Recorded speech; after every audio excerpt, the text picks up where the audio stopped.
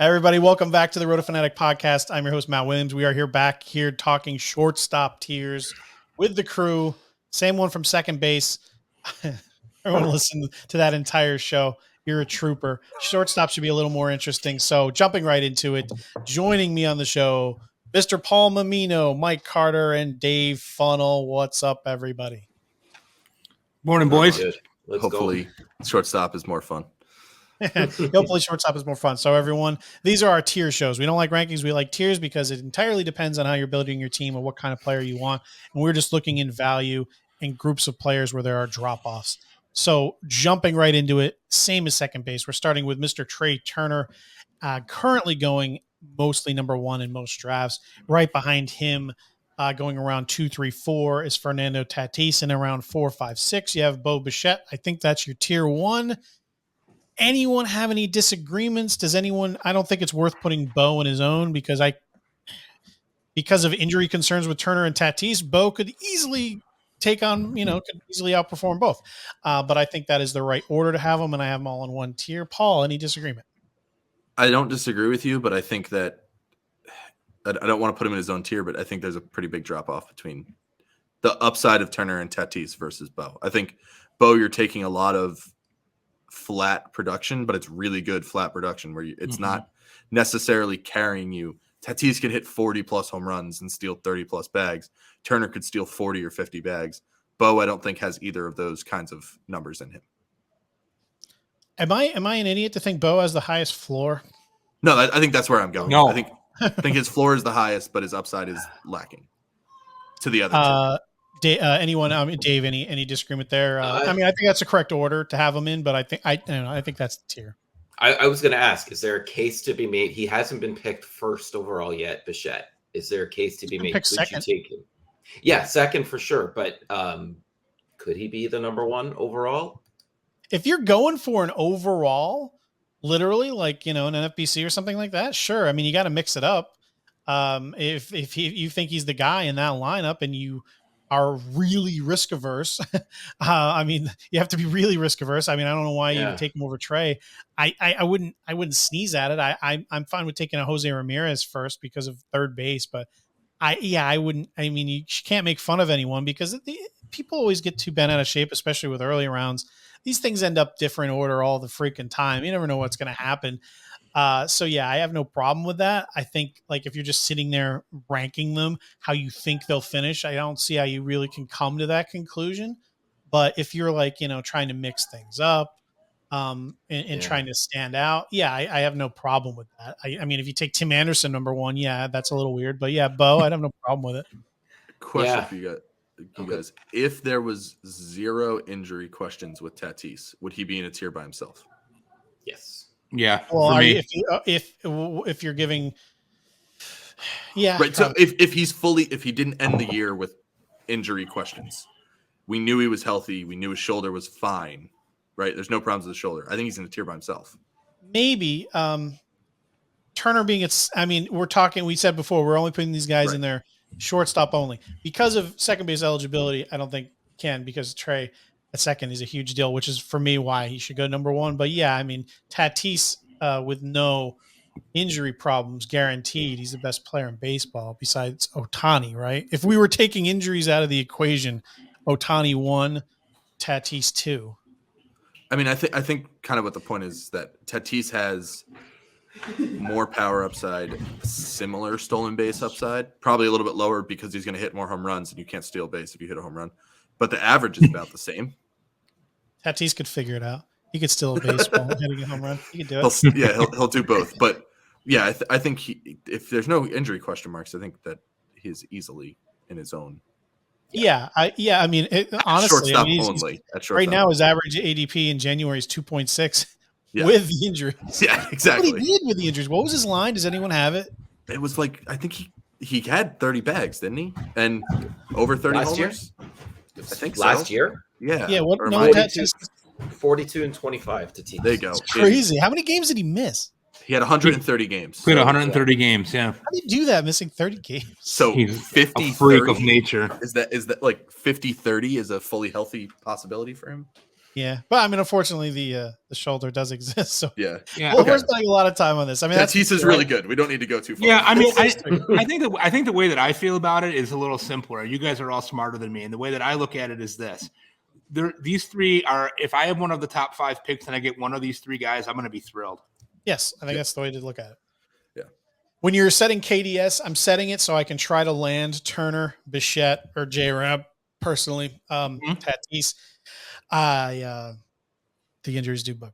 Yeah, it's so scary. Yeah. I mean, because he plays the game him. with such joy and reckless abandon. You know, he's one headfirst slide away from being out for the year. You know. Yeah. I mean, I'll take him. I'll take him in like 5.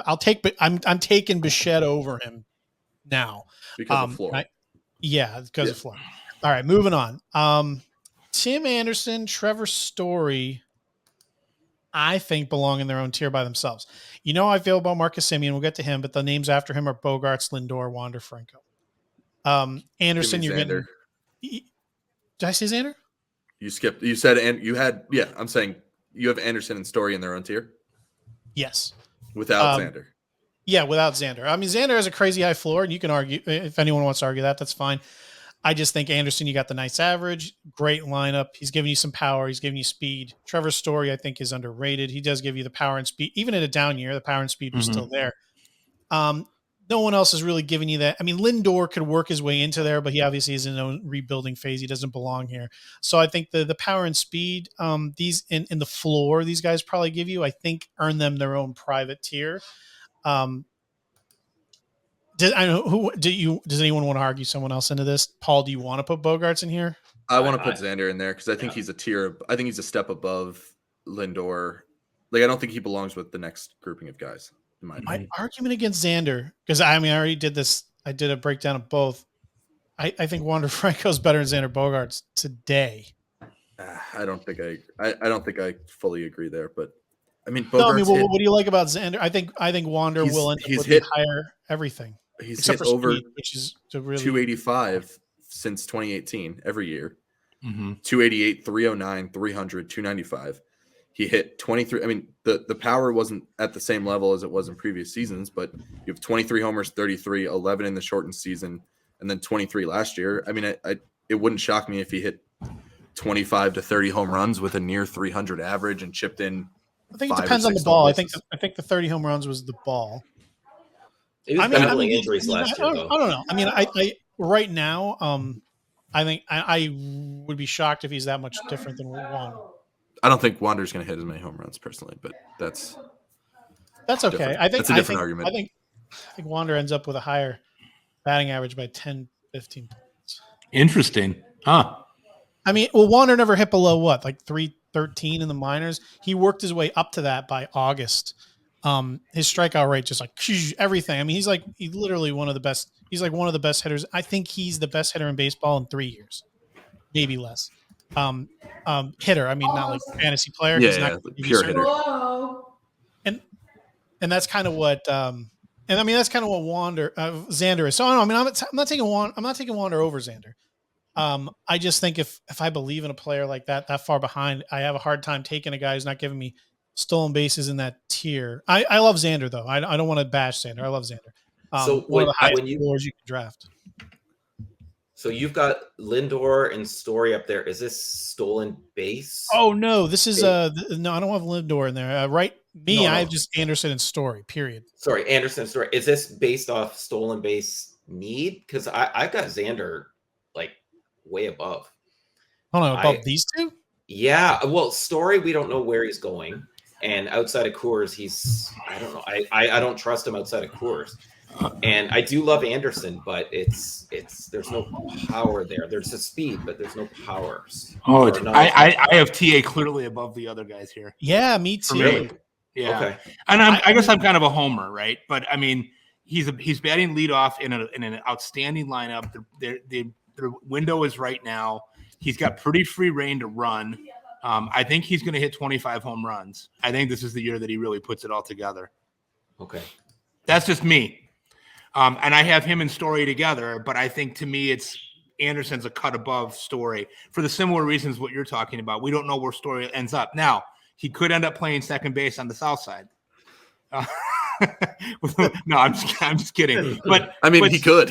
If he takes a 1-year deal, that would be badass. They love him, and I know that they were kicking the tires in the summertime about trading him as a rental when they settled for the inimitable Cesar Hernandez. But more important, actually, he'll play third base on the south side, right? We'll put him on. They're saying that they don't want to move Moncada because they think he's got a really good glove at third base, even though he's not hitting worth a shit the last couple of years, really the way that he should be. But I love TA. I mean, I was a big doubter of TA too, and I thought, the BABIP is gonna, everything is gonna regress, and he just keeps hitting, even though he strikes out and he doesn't walk a lot. He just keeps hitting ropes. And I think he's legit. He's a candidate for 2020 who has hit 335, 332, and 309 over the last 3 years. Yeah. I could see there being a downturn in the steals for him if Robert's batting behind him. And I don't know who's going to bat second in that lineup because Robert is a free swinging, goofus. And so I think if that happens, his steals could be cut down. But I think 300 is a given with TA. Okay. Right, yeah. Well, what's your thoughts, Mike, on Xander? Because right now, I don't have him in the tier. Paul and Dave do. So we got, at best we have a stalemate. What were your thoughts on Mr. Bogaerts? Well, interesting thing for me is that we were talking about Anderson and Story, and then underneath those guys, then I have Bogaerts, Franco, and Correa in their own tier for different reasons. The thing I love about Xander is kind of what Paul was saying, which is that you have a pretty good idea of what you're going to get, and you can write that in. He plays dinged up. He's never really had a serious injury, knock on wood. He's hitting in the middle of a decent lineup. And I love Wander too. I've struggled with how to project what Wander is right away this year. I totally agree with what you said. I think in 3 years, he's probably far and away the best hitter in Major League Baseball. Right now, is he? Where do you take that? To me, there's a lot of risk weighed into that. For me. Well, I think it's different when I say I wasn't trying to say I'd put Wander in the tier. I wouldn't put Wander here. It's more of a. I mean, projections for Xander batting right now, ATC is probably the best projection out there right now that I trust. 285, 26 home runs, 93 runs, 88 RBI, 6 stolen bases. It's not really I think the average is too low. Yeah, he hasn't hit 285 since 5 years. And he was I think it's just more of a. Or I mean, if you want to give him 295, that's fine. Yeah. I just don't know if that's worthy of. I don't know. It's fine. I guess for it. I mean, I'm fine with putting him down. I would take him over the next grouping of guys, pretty much all of them. But he also doesn't give you stolen bases like the other two guys do, which is. I can agree with you there. I think he belongs above the next group. Yeah. So it's like, it's just. It's either the bottom of tier 2 or the top of tier 3, which I'm fine with him being 3. I feel, I don't know. I feel like Xander Bogaerts ends up in both tiers. It's tier 2 and tier 3. Xander Bogaerts. I mean, I don't know. I mean, let's just do a quick vote. I mean, I think he's in tier 3. I think even the drafting, there's a big drop off in ADP, especially in Mins. Anderson, Story, 27, 24. He's 39. That's fine. I mean, even Mins for Lindor and Franco are 30. People are much more excited to even take a shot on them than Bogaerts, and that's probably them disrespecting the floor more than anything. People chasing upside rather than taking what is a given. But for me, I don't know. Best case scenario, I don't think he can outperform Anderson and Story. That's why I kind of think they're by themselves. That's fine. I'm cool with him being in 3. Where do you guys see Story landing? Where do you guys see him playing next year? I think it depends on what he's willing to take. Could get if 1-year deal can open up a lot of possibilities. Depends on what Houston does. Maybe if they don't bring Correa back, maybe they bring in Story, who's from Texas, on a 1-year deal. If he's willing to take a 1-year deal, I think there's no way he doesn't end up playing for the Yankees.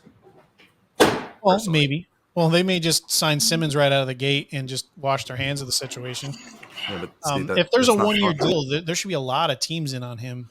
Seattle could take a look at him too, honestly. There was always rumors that I know you love Sosa. I'm just saying there was always rumors that the Cardinals would be a mystery team to jump in on Story, especially on a short-term deal. I can see all that. I think my thought with the Yankees is the reason that they're leaning towards Simmons right now is because they don't want to block Volpe. Yeah. And if Story's only willing to, if he's willing to take 1 year, they'll pay him whatever he wants, in my opinion, to play there for 1 year and not block Volpe. You know who I'd love to spend some money, and they're never going to because they're stupid, is the Reds. Go get Story. You need a shortstop. Get him for a year. No, they got Buck Farmer. They're set. But I'm just saying, you don't want to go back to Colorado. That's like so uncomfortable for Story. Go to Cincinnati for a year. It'll be worth it. Just establish your value. Yeah. No. So I mean, I don't want really. I'm not trying to bully this through. I mean, are we? No, that's fine. I don't have a Story. I think it's splitting hairs at this point. Okay. I'm fine with him leading tier 3. The next tier is weird because we have Marcus Simeon. For anyone who listened to the second base show, we dropped him out of the top tier of our second baseman, and we moved him down with Baez and Chisholm, and Polanco, that tier, and that is where I think he belongs in Texas. We're going to get disagreement here, no doubt. But now you have behind him Bogaerts, Lindor, Franco. I'd much rather have Bogaerts for sure, but I find him. I don't know. It's an interesting. I think we're going to get in a hypocritical situation here with Simeon, than where we put him in second base and where we put him with shortstop. So the next few guys here on names, we have Simeon, Bogaerts, Lindor, Franco, Baez, Chisholm, Polanco, Seager. There's a big chunk here. So starting with you, Dave, where do you want to go here? Because I think if we had a poll of 100 people, we'd have like 75 different tiers if we asked everybody. Well, I did like Xander up top, so I do like him there. Lindor, I think he's going to bounce back. He doesn't hit the ball overly hard, but I don't know if it was the pressure of going into New York and just it didn't work out, but he started to play well down the stretch. So I think I would definitely push him up there as well. I do like Wander. I don't know about the counting the counting totals right now this year.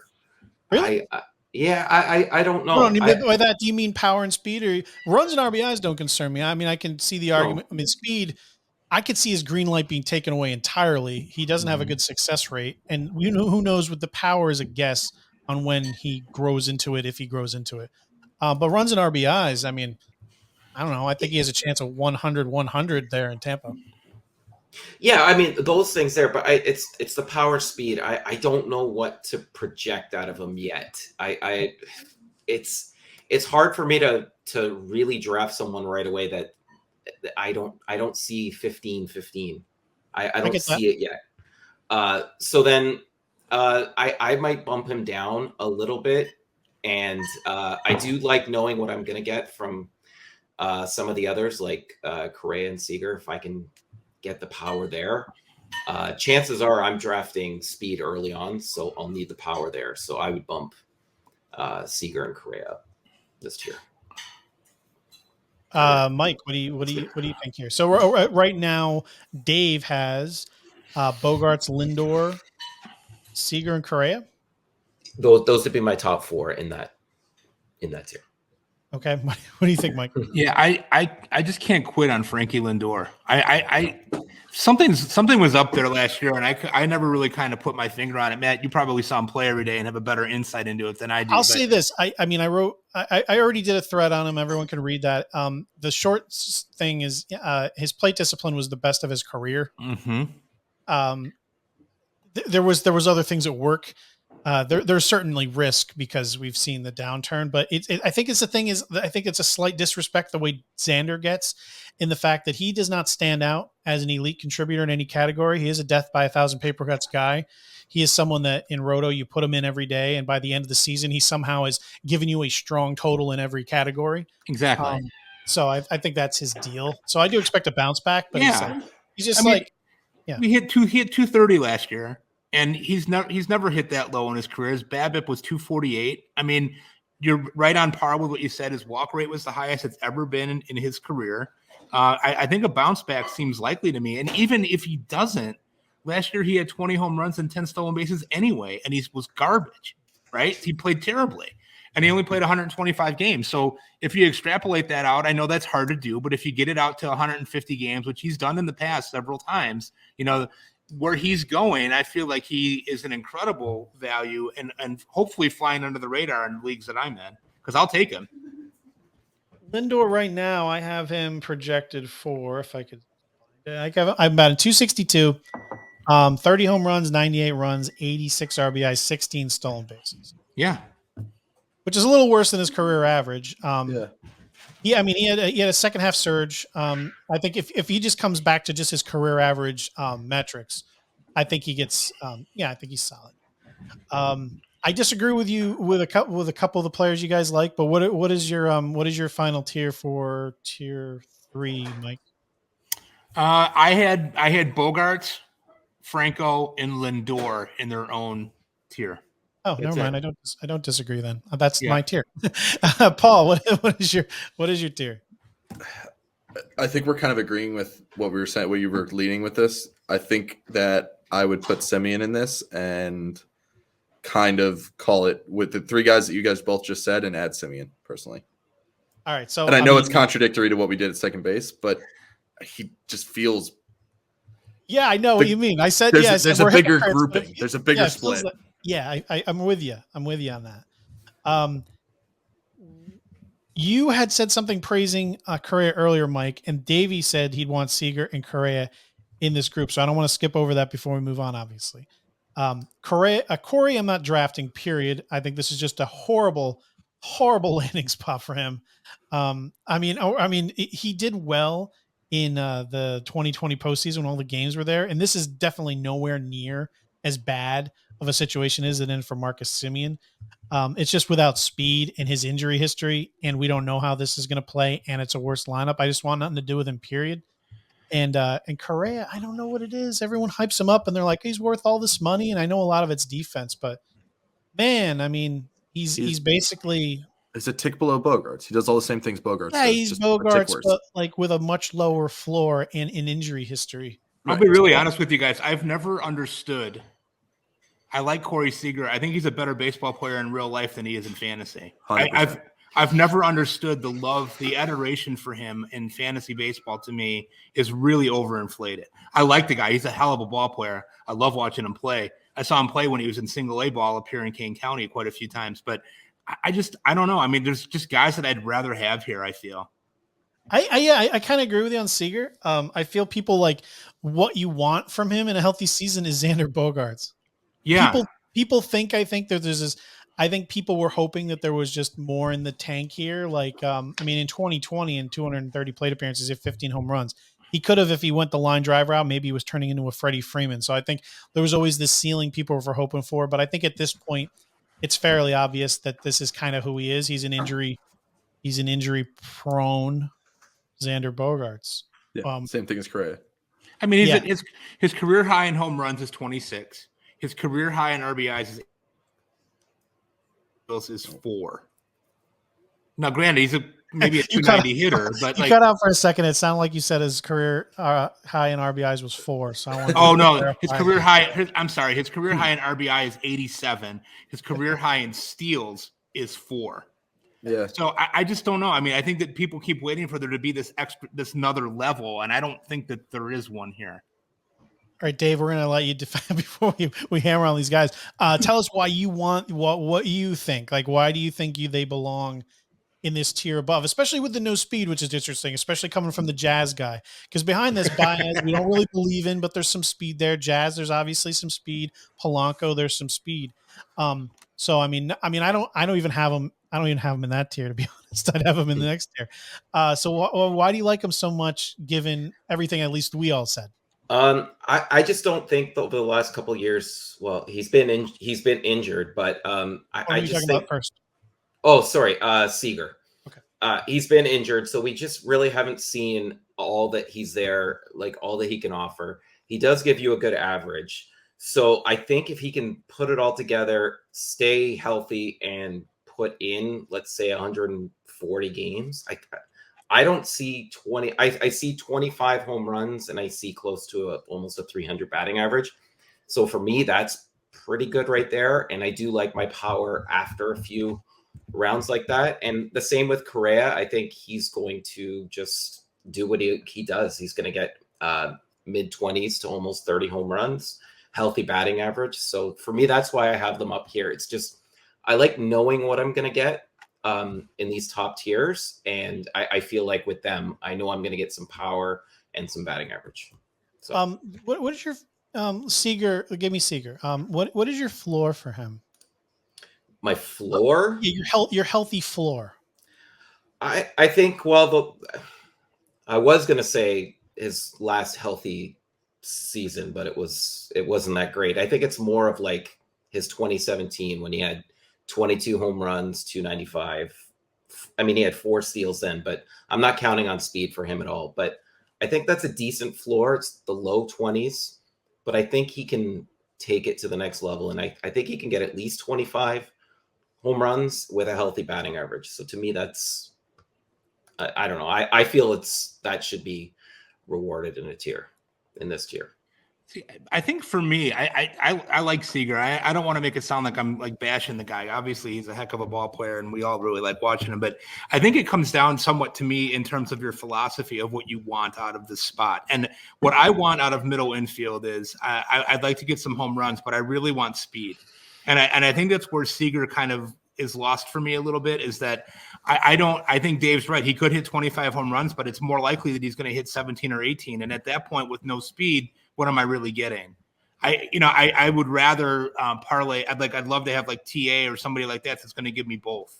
And I think that's where my builds end up kind of going that way, which is probably why I don't always win.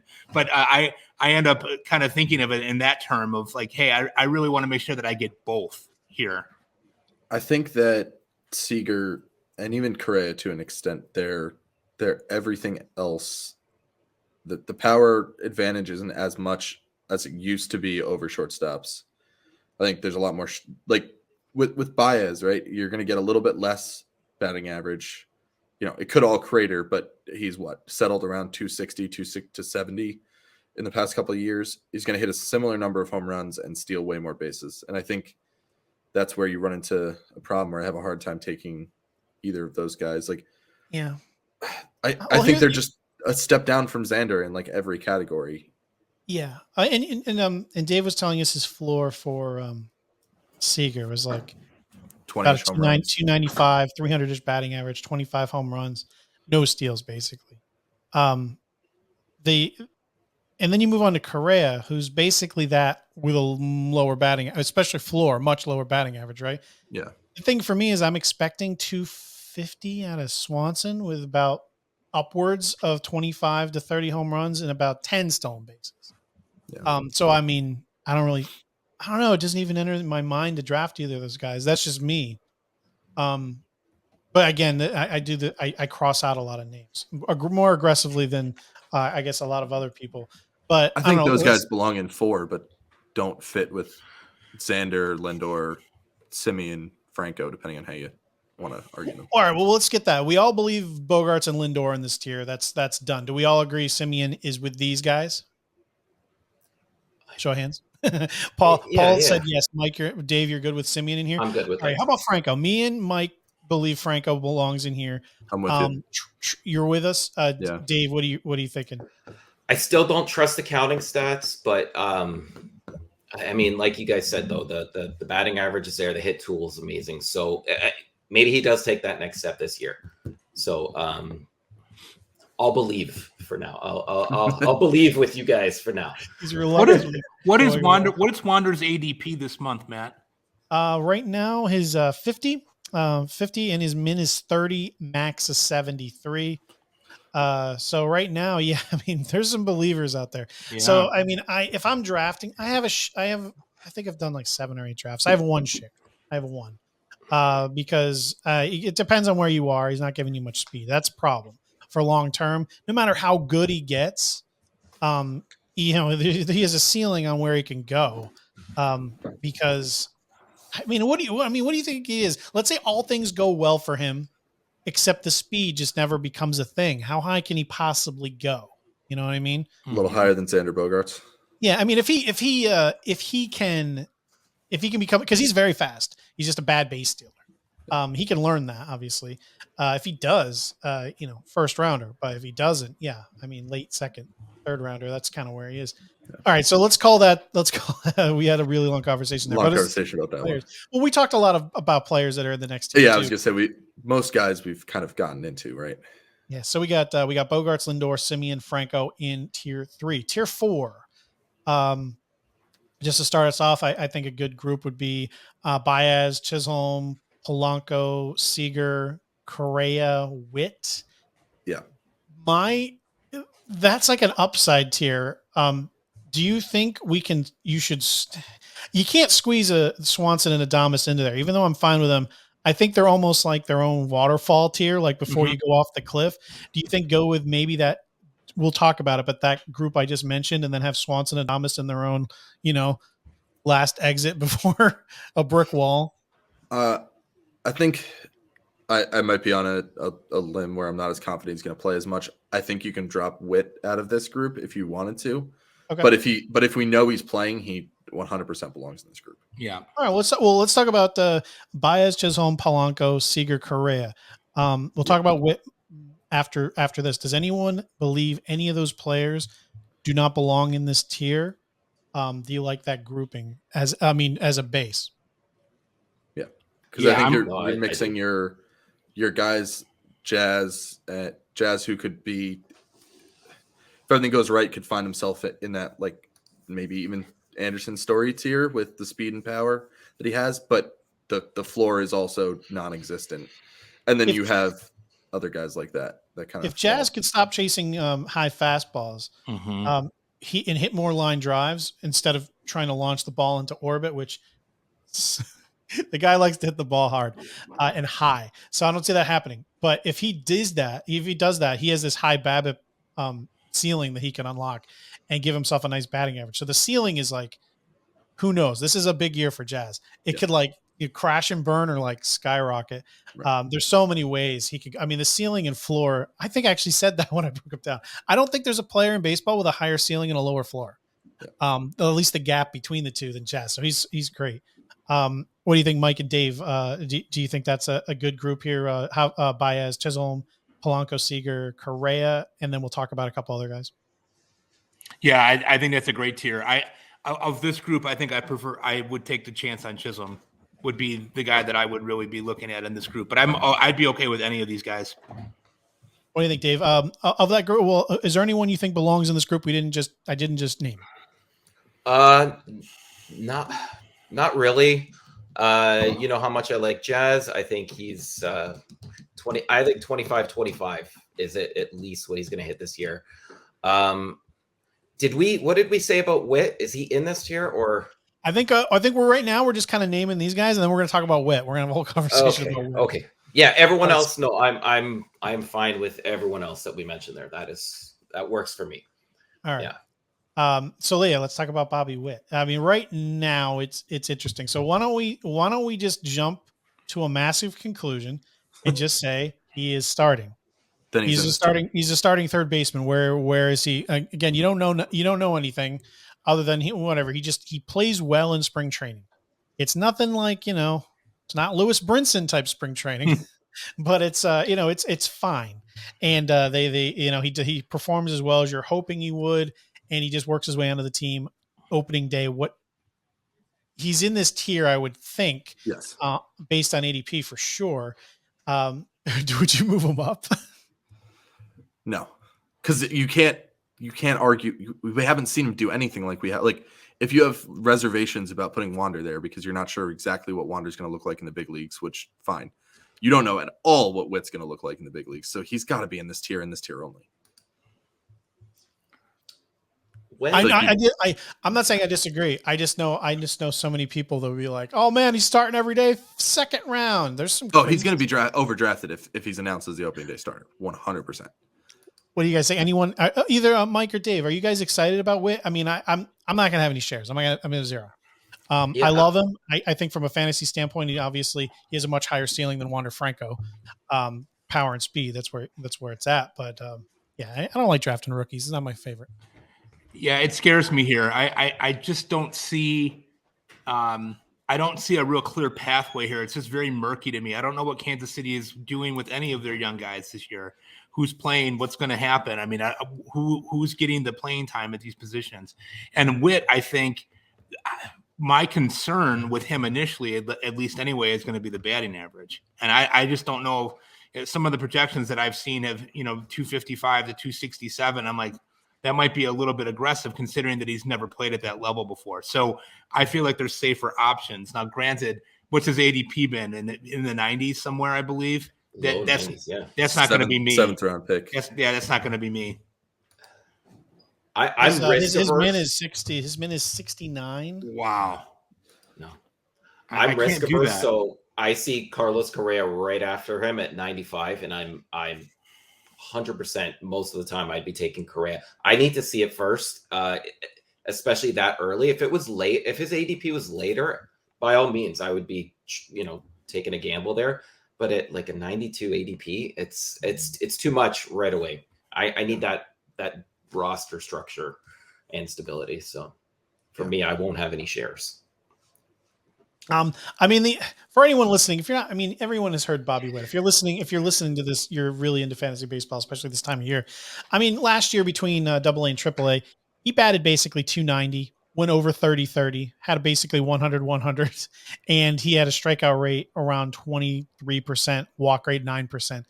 I mean, there's every reason to believe he'll come up and mash. I'm going to let him do it on someone else's roster probably, but I mean, I can't, as far as people coming up and you trying to project them, I would say if he did come up and totally bust, it would actually shock me. I think I'm talking myself into it actively right now. Well, I think if he comes up, he's going to run, and that gives him enough of a floor in fantasy. Yeah. I mean, I think you gotta put him in this tier.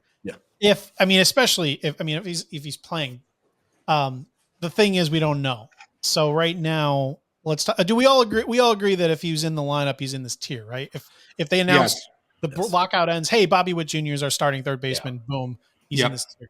Do you feel comfortable putting him in this tier today, with not knowing that? Like how early? And let's just say, let's just say you knew he was coming up by Super 2. If that's still a thing, who knows what they're going to do? He's up mid-June. Obviously, he can't be in this tier, right? I mean, I think we have to go on the assumption that he's up right now, more than other rookies, in my opinion. Yeah, I mean, the Royals have shown a propensity for bringing people up whenever they do. Right. You'll give them credit for that. They don't seem to care, especially with their pitching. They just brought everybody up. Yeah.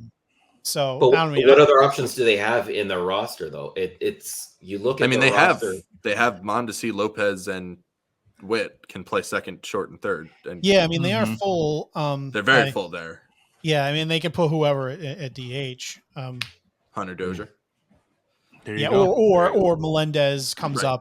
I mean they have a lot of options. They don't need Witt immediately. I don't think they'll be under. I don't think they're under the delusion they're going for a World Series this year. They need their rookie pitchers to have another year to figure their stuff out. So, I mean, business standpoint, which no one wants to hear, especially in fantasy, it's silly to bring them up sooner than June. But again, they may do it anyway. There's no motivation to force him. I don't know. Where does that land us here? I mean, to recap, everyone who's confused, we are right now on tier 4. We have Javier Baez, Jazz Chisholm Jr., Jorge Polanco, Corey Seager, and Carlos Correa. And we're deciding whether or not Bobby Witt Jr. should be in here. And I think in the end, yes. Yeah. I think he's the last one. Yeah. In that tier for me. Yeah. There's no one else I would put in there. And I know you're going to try to convince us on Dansby, but no, Matt. No. I just said I didn't know if they belonged like in here because of like I think that Dansby and Adames are a clear end of safety. Yes. So I mean I'm going to argue they belong in their own mini tier next of tier 5. I think I'd put Cronenworth in there. I mean yeah, that's fine. Oh well, before we move on there, then we're good on tier 4. Yes. Cool. Yeah. Tier 5. I have Swanson and Adames. Paul has Adames, Swanson, and Cronenworth. Dave, what say you? I got Adames leading that to be honest, over Swanson. But I see with Swanson the power speed potential there. But yeah, I have Adames and Swanson. I've been trying to bounce shares of both. They're kind of interchangeable for me. Love them both. They're different. Adames gives you better average. Swanson gives you more steals. Otherwise, they're kind of the same player. Yeah. Well, same value. Oh, what Dave? Yeah. So you have Adames first. Who else do you have in the tier 5?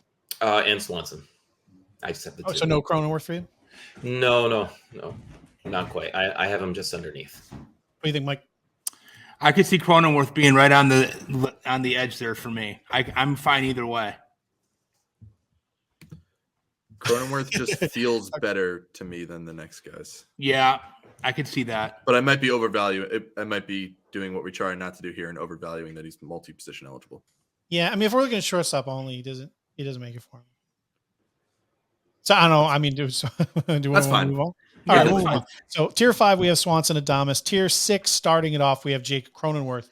And this is where it gets interesting. We have lots of names: Chris Taylor, Gleyber Torres, Ahmed Rosario, Luis Urias, Brennan Rodgers, Neil Cruz, Brandon Crawford. I personally would have Cronenworth, Taylor, Torres, Rosario, Urias, Rodgers, and end of tier from me.